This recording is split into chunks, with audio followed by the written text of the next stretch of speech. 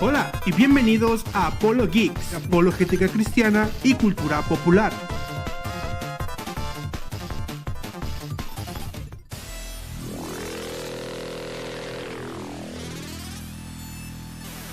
En esta ocasión comenzaremos respondiendo a una objeción hacia la existencia de Dios hecha por el famoso youtuber Dallas Review y su serie titulada 50 pruebas de que Dios no existe. Y como primera prueba, Dallas arroja el primer argumento: rezar es peor que no hacer nada.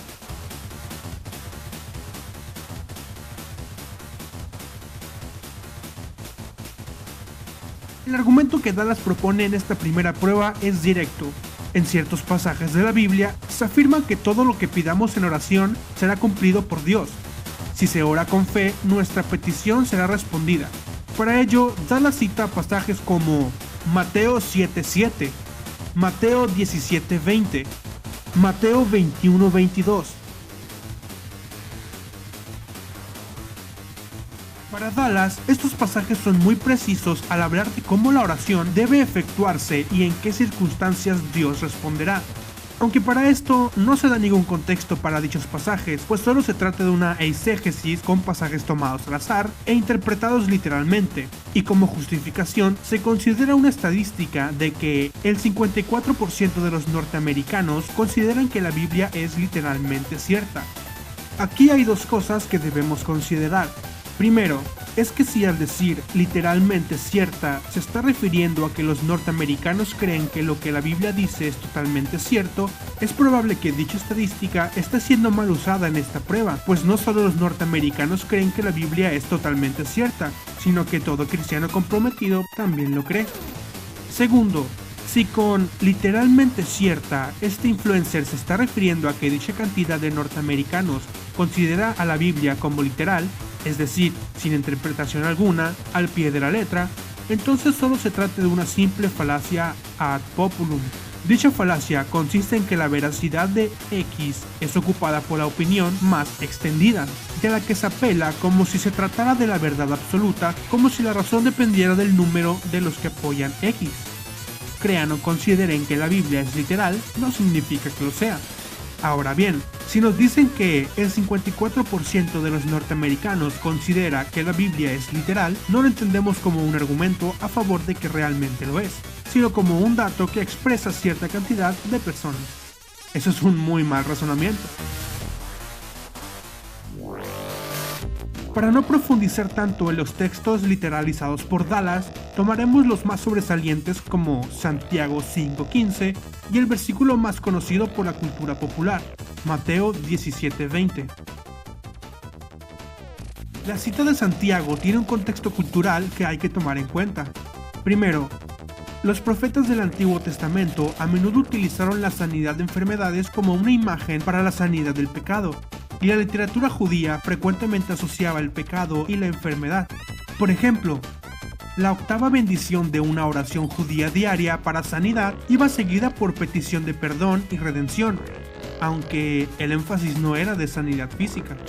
Santiago no implica una relación directa de causa y efecto entre todo tipo de enfermedad y el pecado, más que lo que hace el apóstol Pablo o el Antiguo Testamento. Segundo, la sabiduría judía también reconocía que Dios escuchaba al enfermo y conectaba esta acción a renunciar al pecado. Pero, aunque se pensaba que solo unos cuantos maestros judíos piadosos podían normalmente asegurar tales resultados en la práctica, Santiago aplica esta medida de fe a todos los creyentes. En Mateo 17:20 encontramos a Jesús haciendo una promesa a sus discípulos.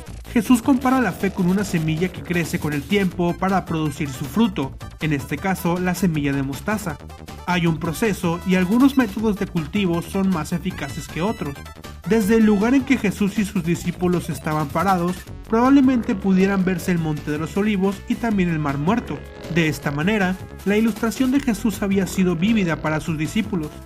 Decirle al monte que pase de aquí a allá era una expresión retórica para hacer lo que era prácticamente imposible.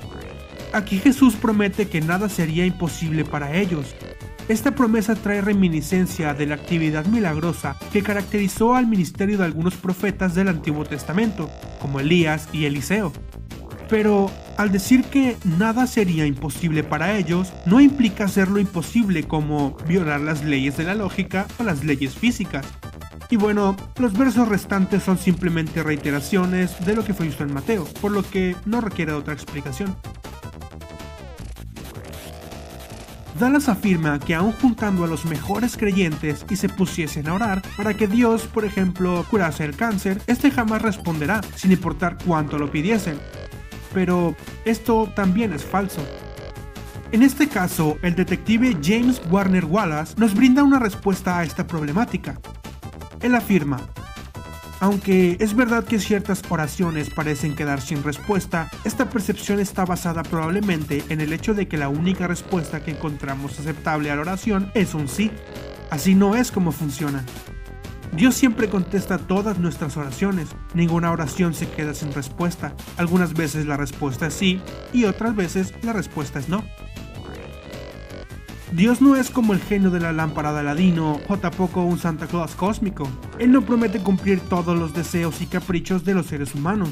Una de las características principales de Dios es que Él es soberano. Dios ejerce y posee la autoridad suprema e independiente. Él es libre de hacer su voluntad. Para hablar del problema del cáncer es hablar del problema del mal y del sufrimiento, del cual se hablará en otra ocasión. En conclusión, el argumento de Dallas es totalmente falaz y no llega a una conclusión lógica, pues el hecho de que Dios no responda a las oraciones, y que al parecer debe hacerlo siempre con un sí, no significa que no exista. En todo caso, simplemente que no acata las oraciones de sus creyentes. Sin embargo, ya se demostró que esto es falso. Dios siempre contesta las oraciones, pero no siempre lo hace con un sí.